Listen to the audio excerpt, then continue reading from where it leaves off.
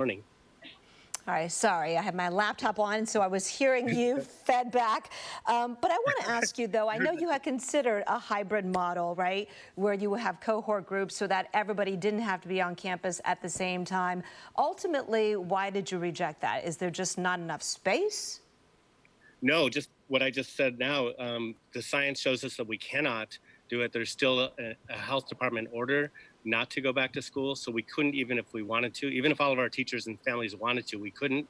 So we are ramping up to a hybrid once the conditions are safe for our community. I understand that, but I also know that some private schools are also making plans at the same time for possibly conducting school that way with cohort groups, a hybrid model. And of course, it's all dependent on what the public health department ultimately says once it's time to start the school year. But are the plans simultaneously, moving forward in terms of having that plan in case they say you could go that way, or are you just committing to all distance learning for now? That's a good question. For now, yes, it's distance learning, but we have a parallel track. We're planning for going back. We're going to prioritize our most vulnerable students and younger students to go back first. And then with ramping up over time to bring back all of our students in a hybrid model so that there's some teaching at school and some teaching at home. And that's what our goal is. Now, again, it all relates back to what the science tells us. All right, Mark, so many things to dissect here, but I want to start with this. You're making this decision mid-July, a month before you go back to school. Is that enough time for you to train your teachers to teach effectively, from their computers and to develop the kind of curriculum that will be effective teaching that way? So this is the question that's confronting all the districts that are going in this route to more remote learning and teaching. And I don't know if you know this, but I'm a fourth grade teacher in Daly City, so I have to face this myself. And we need a lot of professional development. And even with a lot of professional development, we will not be ready to provide the kind of instruction and learning that would happen in the classroom. It will be hard. It will be difficult. We have to do it, and we have to get better, and we're committed to that. We have all of our staff centrally is committed to that proposition, and that's what we're working toward. But given the fact that it was always a possibility that you would have to start with all distance learning, curious if you think in retrospect that this planning should have started earlier, maybe, in May even? Right. I think part of it is that most of our teaching staff is not, they don't work during the summer, so it's really hard to do that during the summer. But there was always this hope that we'd be going back. So we always were hedging on part of the hope until recently that we might be able to go back. We're in the same boat. When I was on a conference call last Friday with 30 superintendents and school board members from across the country, big cities, Miami-Dade, Minneapolis, San Diego, and everybody's in the exact same place. They don't know exactly how they're going to reopen their schools. They don't know what distance learning will be like, and they don't know how they're going to get everybody up to speed in time to make it successful or as successful as can be possible. Yeah, and I know you're still working out the details now that you've committed to this course of action, but can you give us a sense of how distance learning might look for the different age groups, elementary school, middle school, high school, like how much of it might be synchronous, how much of it might be, lectures versus small group work? Just give us a sense. Sure. So, there's state guidance, actually there's state mandates now from the legislature about how many minutes. So, for example, in elementary, generally it's 4 hours a day of instruction. It's more for high school, less for younger grades. And what that looks like exactly, we have to determine. Personally, I would like to see at least 2 hours a day live with teachers, and then assignments that are posted on, for example, Google Classroom, and constant check-ins with families and students. We have to do way more than we did in the spring, and all districts are saying the same thing. There's not guidance from the state or mandates from the state of the exact proportion that will be live or not. I'm just telling you my personal opinion. And we also are negotiating with our union, UESF, the Teachers and Para-Educator Union, to come up with the right balance. Yeah, I was going to say, I heard in your district, in the spring anyway, the teachers union had specified a maximum number of hours synchronously, and I'm wondering if that will be an issue for you this fall. Are you confident that you guys will get to an agreement that gives the kids enough, synchronous online interaction? Yeah. I'm not totally confident, but we mirrored our MOU, our agreement with our union after LA Unified's, which is the largest in the state, and San Diego's. So we weren't in a boat on our own on that. Everybody was kind of in a panic mode, and everybody was in crisis, and we kind of still are. Mm-hmm. But I am confident to the extent that we're going to sit at the table with our labor partners, and we're going to make the best agreement. And we have to actually, by law, include families in that process. So families, for the first time, are going to be asked what they need. You know, recognizing how important it is to have social interaction for children. You're a fourth grade teacher, so you know. How would the district be able to, I guess, make up for that, right? The fact that they're not going to be on campus in person to meet their social and emotional needs? You know, there's not a good answer to that. You know, also the teachers themselves need that as well, right? We need to be with our students. We need to be with the kids. You know, Zoom is not going to accommodate that need.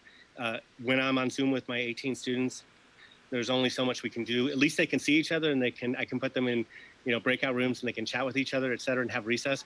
But there's no substitute for being in school live with your students. No, I agree with that. I don't know how we can make up for that, and I don't know how we can make up for the loss of learning at this point without the federal government stepping in to fund us for extending our year, for example, to pay for that. All right, we've got about 2.5 minutes, and I have so many questions coming in from viewers, so we're going to go a little rapid fire here, Mark, if you don't mind. Is there a child care plan for parents who need it? There is not a child care plan per se, but that is what we're working on. We're actually partnering with the city to provide as much help around that as we can. We already did that starting in March with the city, and we're going to try to continue that, especially for our first responder parents. How do you see San Francisco Public Schools conducting art, music, theater classes, robotics, things like that?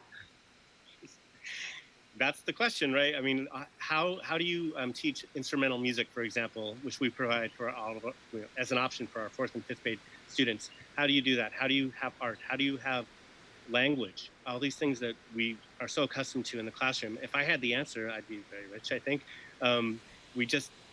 Every district is struggling with this. I know that I don't want to sound defensive, but that's what we're all struggling with, is how can we utilize all of our staff appropriately to maximize their work and get as much learning done as possible in this era. All right. Now that you've decided to go all distance learning, can you give us a sense for what percentage of your students have Wi-Fi and laptops at home? I know that during the spring you tried really hard to meet that need. Are you at 100%? And if not, what are you going to do between now and August 17 to make sure that is the case? Excellent question.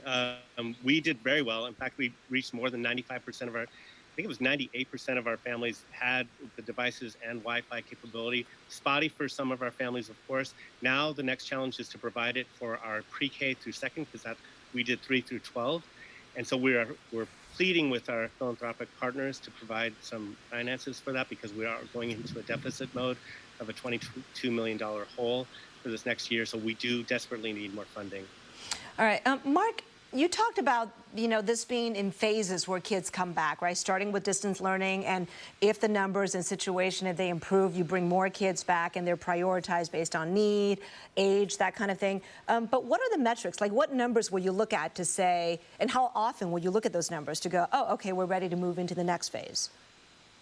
Well, the variables at hand are not just the amount of students really who need to come back, it's whether we can provide it. So for example, Muni, our transportation system, which thousands upon thousands of our students take, especially middle and high school, and our staff take to get to work in school, is going to only be at 30% by the end of August. So that's one variable.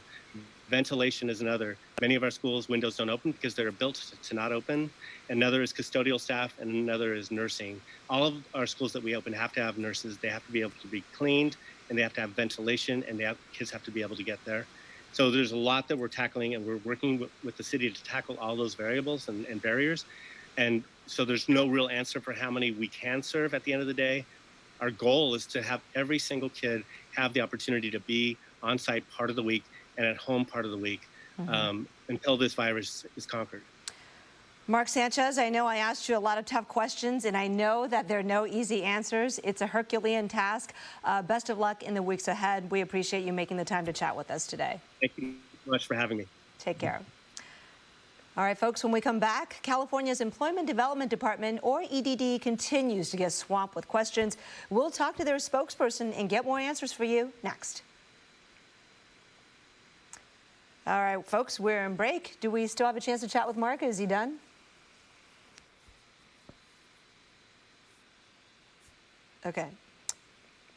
Okay, coming up next, we're going to talk to Lori Levy, our frequent guest and contributor here, to answer your questions about EDD, unemployment benefits. I know a lot of people are worried because on July 25th, without another action or extension by Congress, the $600 additional, that could be cut off. So we're going to talk to her about that and what happens next. But I hope you enjoy the conversation with the president of the San Francisco School Board, which just announced today that they, along with many other major large school districts, will be starting this fall distance learning 100%. So that means kids will once again be learning from home like they did in the spring. However, he is promising a much different experience from what kids saw during the spring, which a lot of parents and kids didn't feel like really met their needs. So we'll see. It's a work in progress. All right, joining us next is Lori Levy, who is right there in her beautiful pink jacket, fuchsia. Hi, Lori. How you doing? Good afternoon. Good afternoon. We have about a minute on Facebook here before we pop back on air here on Channel 7. Anything new in terms of big announcements out of your agency in the past week that I should be aware of before we start our on-air interview? I think we're focusing on helping people understand if indeed they've gone back to work and have now been laid off or furloughed again. The easiest way to do that is to reopen your claim. And we have good instructions on our website to assist people in doing so they can return to that claim, start collecting benefits again if indeed they have that need. Oh, excellent. We do have your questions on that because, as you astutely noted, a lot of people are in that situation right now with this constant reopening and rollback and reopening and rollback. So, all right, we're coming back on air in 10 seconds. So hang on tight.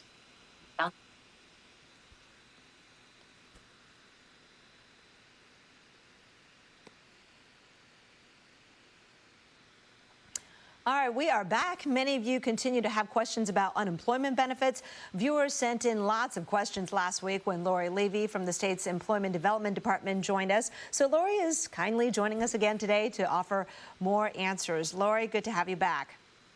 Thanks for having me. All right, so I want to start with this. The state has rolled back again in terms of a lot of the businesses that were allowed indoors no longer. So I bet you're getting a lot of people who, were unemployed and then they were employed again and then now they're unemployed again. What does this mean for them in terms of filing for benefits? Well, no, I'm glad you asked that question because I think it is a common one right about now. And we have some great resources to assist people in that. When you start a claim, it's good for a year, 52-week period. So a lot of people, and it's quite common in the program, will start collecting some benefits, go back to work for a while, so stop certifying for benefits. And if indeed they have to go back to collecting benefits again, they can do so by going back to UI Online, to your UI Online account. And there's a big button right there in the middle of the screen that says reopen my claim. We even have a video tutorial to assist people on how to do that. It's a more abbreviated process than the regular initial application for benefits. And that way you can kind of reopen your claim and go ahead and get access to any balance you have remaining on that claim. All right, Don Abel wants to know, on July 25th, does the $600 end? Because I was established for benefits since April, and actually I've received nothing. No, thank you again for that question as well. And that's another big common one, which we're going to be addressing in our weekly news release this week as well. And because this is a federal program that has been set up by the federal government and paid for by the federal government, they're mandating that this program, it's an extra $600 federal stimulus payment, must come to an end on July 25th. But that means for any weeks of unemployment up until that point. So if indeed you have some issue on your claim, we're resolving something for you, you got around to applying for benefits a little later, if you had weeks of benefits that you're eligible for up until that week ending July 25th, we can still pay you your benefits and add that extra $600 to it, even if it's past that July 25th date. All right. Very sweet. Eileen wants to know, can an overpayment be waived or stopped because of the pandemic? And it all depends upon the circumstances. So there's a lot of different reasons why an overpayment may be established.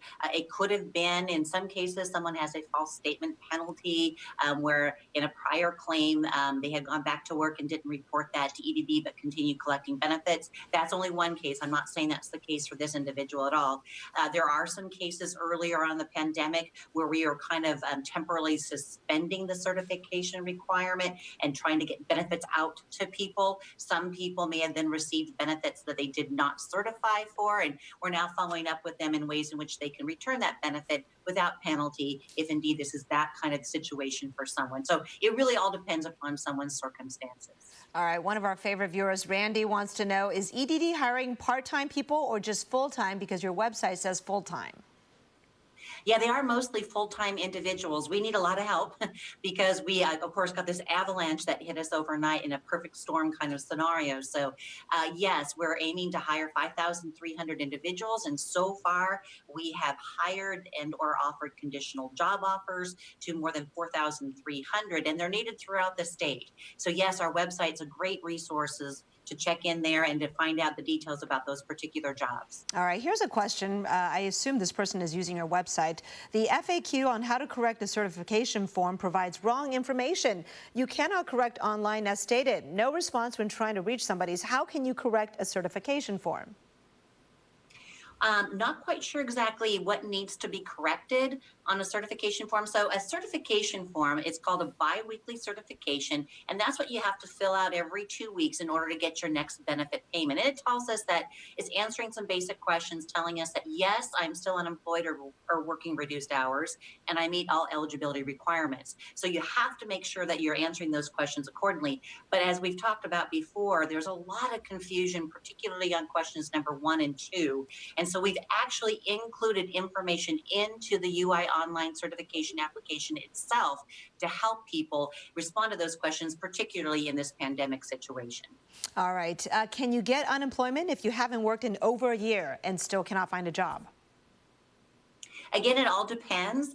Because of some of the nature of what the Federal CARES Act put in place, it is quite possible that someone had a claim starting after July 2018, running out sometime after July 2019, and hasn't been able to go back to work. It's possible we might be able to add a pandemic emergency unemployment compensation extension, that 13-week federal extension to it. But if this is you, in other words, it's been a little over a year, you do need to go back in and apply for regular benefits again. Go through UI Online, apply for benefits. That's something we are required to do. Look to see if you're eligible for a new claim before we can process a PEUC extension. All right, Lori, we'll take a short break on the air, but let's continue this conversation over on our live streams. Be back in a couple minutes. All right, Lori, here's another question for you. Are taxes taken out of your benefits, or will you owe at tax time? Typically, we're able to take out taxes out of benefits, certainly are on the regular side. That's been programmed into our system. We're not able to do so automatically on those $600 federal stimulus payments, for example. So it is something someone should be aware of to be prepared for at tax time next year. Okay, what happens when your unemployment runs out, but you're still on standby, I assume furloughed by your employer? Well, it all depends. I think that's another question we're answering in our weekly news release this week and on our top FAQs on our website. So really tune into those every week. We answer these type of common questions. And if you do run out of all your up to 26 weeks of benefits, in a nutshell, you could be eligible for the first of 2 extensions of benefits. So if you're within your 12-month benefit period, we could file a new PEUC extension for you. If you're outside that 12-month period, you have to file for a new regular claim. And if you run out of all your PEUC extension benefits, we're sweeping our system daily, identifying those individuals, and then seeing if we can file a Fed Ed extension for them, which is an additional 20 weeks of benefits all very confusing. We continue to try to add more information on our website to help clarify for individuals. All right, here's a great question from Heather Gross. Ooh, but I'm going to ask that on the air. Real quickly, what's the average amount of time it takes to get the debit card? We have 20 seconds. It should only be about a week, within a week. Okay. Week to maybe 10 days at the outset, yeah. All right. Hang on tight because we're coming back on air. By the way, can you give folks the best number to call? People keep asking, what is the best number? It all depends on what they need. So we can certainly talk about that if you'd like me to. Okay. We'll come back in just 10 seconds. Okay. Yeah, there is a number for claim filing and some other things, so. All right, we are back with Lori Levy from the EDD answering your questions. Heather Gross, you want to know if the extra $600 a week that ends on July 25th, right? We know that's happening. Does the certification for the week of July 26th not get the extra $600? That's exactly what it means. Now, of course, this is all pending whether or not Congress decides to extend that federal stimulus program.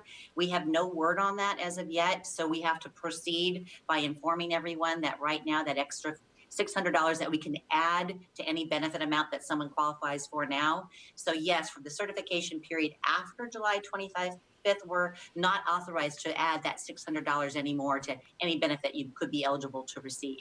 All right, Danica Hobson says the site won't give me an option to certify. The tele number says I have to fill out a paper form. I called and spoke to a live operator. Still no follow-up as promised.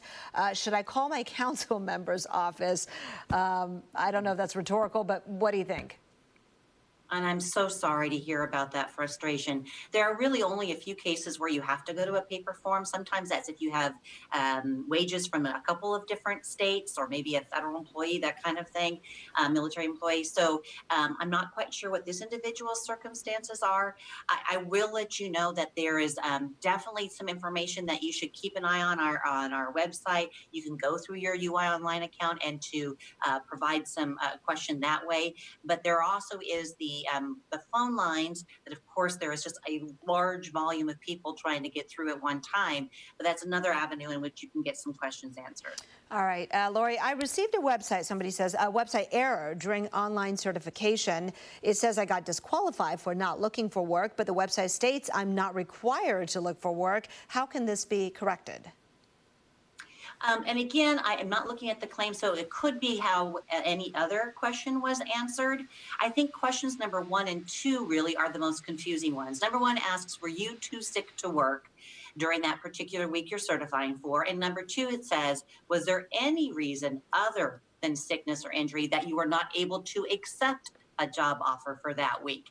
And if you answer yes to either one of those, that means that now we cannot pay you for that week of benefits because you're technically telling us you are not available to work. It's really important. We are required to ensure people are able and available to work when called upon. So that's, we did put those tips right there into the certification application itself to help people. And if it's only the COVID out there that's preventing you from working, you really should be answering questions number 1 and 2. No. Got it. You have to be available to work. All right. Clark Gojaneni wants to know if my family paid, or my company that is, paid CARES Act pay, do I have to report that considering the question only asks how many hours worked? Well, there is a question there that says, did you earn any income at all during that week? And then you just have to report that income on the certification form itself. So if you had any income, go ahead and report it. Some of it's not deductible from your unemployment benefit. Some of it is. So it's one of those things that we have to collect the information from you, and then we'll go ahead and make that determination. Okay. Do you backdate pandemic payments, or does it start from when you file?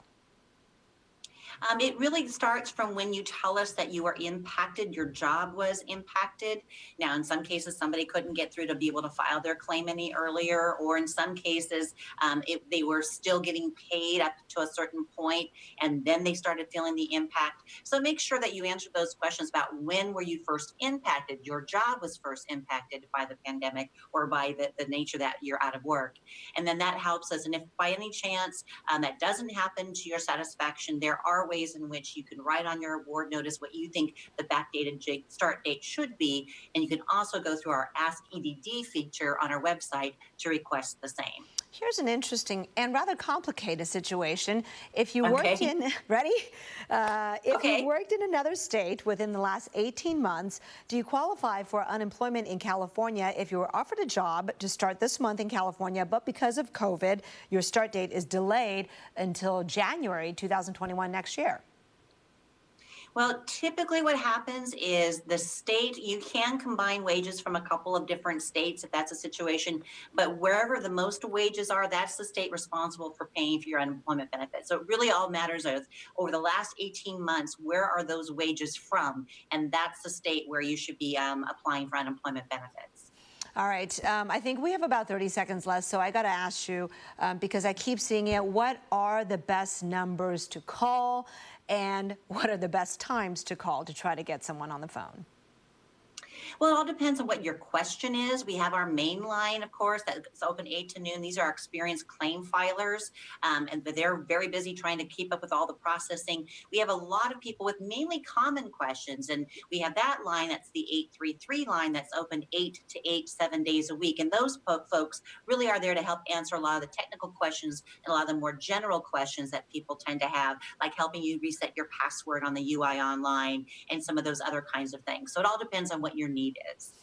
All right, Lori Levy, always great talking to you. Thanks for all that great information. Come back again soon. Take care.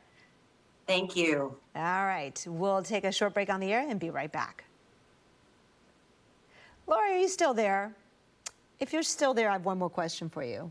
Sure. Okay, coolness. Monica Tovar wants to know, my hours were cut, but I collect a pension from a previous employer, so can I still collect unemployment? Yes?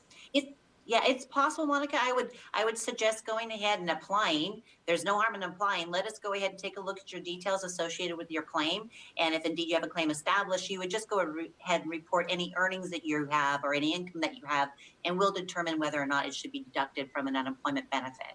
Okay. Do you qualify for unemployment if you are a part-time employee, 24 hours a week, and hours are now cut down to 12 hours a week? Typically, yes, unemployment insurance is available for those who are unable to work either full-time or their normal hours through no fault of their own. So I would encourage you to apply for benefits, just understanding that it's based upon your earnings. And so the lower benefit amounts are associated with lower earnings. All right, Linda Rothfield wants to know, my claim ends August 29th. If I work for the census for a month and then I'm out of work again, am I entitled to the additional, let me see what she says, PRUC, does she mean PUC, weeks of unemployment? It really all kind of depends on if indeed you've lost your job or you've lost your earnings through no fault of your own. Certainly, you could have a claim, and if you already had a claim established, you went back to work for a while, and you're returning to your claim, but that claim now is exhausted. It's quite possible you could be eligible for that PEUC 13-week extension, and we are sweeping our systems for those. And watch for notices and watch for updates on your UI online account as well. And a lot of people get very confused about certifying, and for whatever reason you must certify every 2 weeks in order to get that next benefit payment. So that's a very important step people need to make sure they're aware of. All right, helping us prevent the most typical pitfalls and giving us information. Lori, thank you. Great to see you again. Take care. Thank you so much. Appreciate getting the word out there. Take care. All right, see you next time. All right, folks, we'll be back on air. We'll be back on air in about 10 seconds. Thank you so much for joining us on this interactive show, Getting Answers. Hopefully you enjoyed our conversation today with Mark Sanchez, the president of the San Francisco Board of Education, and with Lori Levy with the Employment Development Department of California. We'll be here every day at 3 o'clock for you on air and on live stream answering your questions. Take care. All right, Facebook friends, thanks for joining today, and thank you for your great questions. See you tomorrow.